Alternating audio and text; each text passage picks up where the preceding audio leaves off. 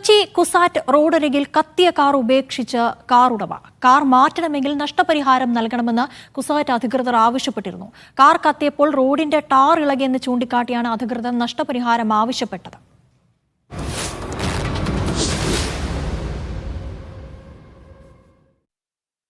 കുസാട്ടിന്റെ അതിന്റെ ഉള്ളിൽ വെച്ചിട്ട് വണ്ടി ചെറുങ്ങനെ വണ്ടി ഓഫായി അവിടെ വെച്ചിട്ട്.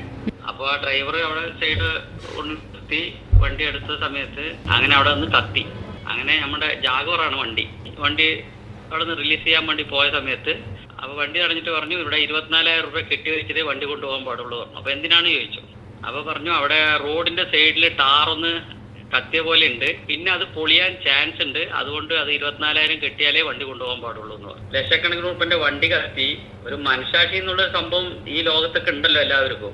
ഞാൻ എന്റെ വണ്ടി കത്തിയിട്ട് ഞാൻ ഈ പറയുന്ന ആൾക്കാരിന് വേറുള്ള ഒരാളുടെ പോലും ഒരു വാക്ക് പോലും പറഞ്ഞില്ല. എന്തായാലും സംഭവിച്ചു.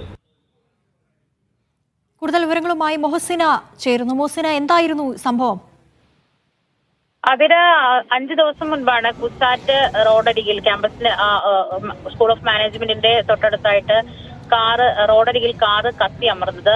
സൂചിപ്പിച്ചതുപോലെ തന്നെ ലക്ഷക്കണക്കിന് രൂപ വില വരുന്ന ആഡംബര കാറാണ് കത്തിയിട്ടുണ്ടായിരുന്നത്. ഈ കാറ് സർവീസ് ചെയ്തതിനു ശേഷം അതുവഴി വരുന്ന സമയത്ത് കാർ ഓഫാവുകയും പിന്നാലെ കാറ് റോഡിന്റെ അരികത്തേക്ക് മാറ്റി നിർത്തുകയും ചെയ്ത തൊട്ടുടനെ പുക ഉയരുകയും അധികം താമസിക്കാതെ കത്തി അമരുകയായിരുന്നു. എന്താണെങ്കിലും ഇപ്പോഴും ഇത്രയും ദിവസമായിട്ടും ആ ക്യാമ്പസ് റോഡിൽ ഇപ്പോഴും ആ കത്തിയ കാറ് അതേപടി തന്നെ നിൽക്കുകയാണ്. ഇതിനെ തുടർന്ന് അന്വേഷിച്ചപ്പോഴാണ് ഈ ഉടമ കാറ് അവിടെ നിന്ന് മാറ്റാൻ വേണ്ടി എത്തിയിരുന്നു.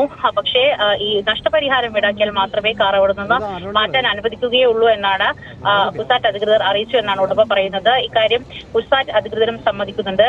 അവർ പറയുന്നത് പ്രകാരം ഈ അടുത്താണ് റോഡ് ടാർ ചെയ്തത്.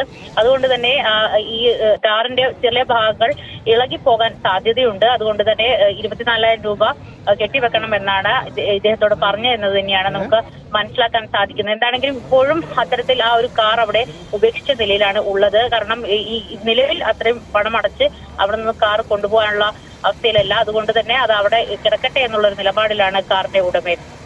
അതിര. ശരി, വിവരങ്ങൾ നൽകിയത് മൊഹസിന സുഹൈൽ.